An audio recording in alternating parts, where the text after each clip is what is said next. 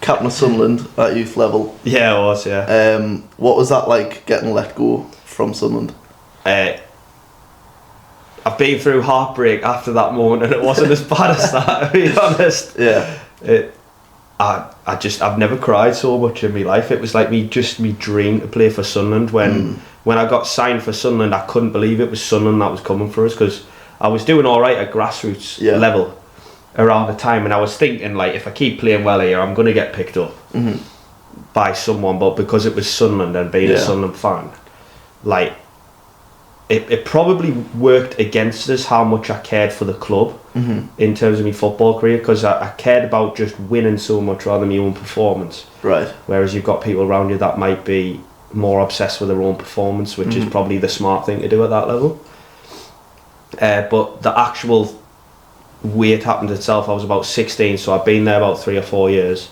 I was captain of my age group at the time, and Sunderland had actually just been relegated, or they were getting relegated down to League One that year. Right. So they were when they had that terrible season in the Championship. Double relegation. Yeah, and the goes, well, they look like they're going to get relegated from December onwards. They didn't look like they were going to turn it round.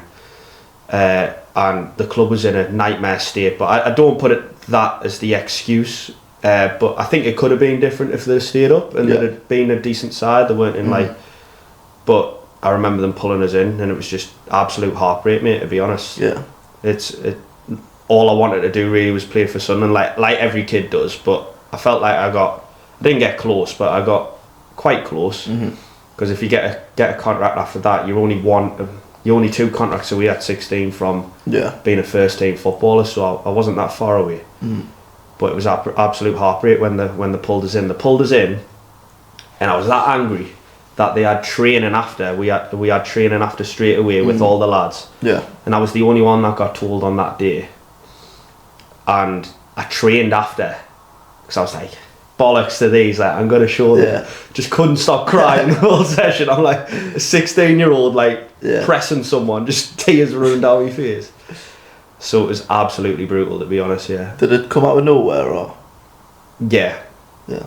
I was expecting to have a conversation about my future with them. But I was expecting to get kept on, to be honest with you. Yeah. Was there only like 1 or 2 lads in your year group who they ended up keeping on, or have I got that wrong? You've got it a little bit wrong, but like right now, there's only a couple of lads that have been kept on till now, which is 6 years later. Yeah.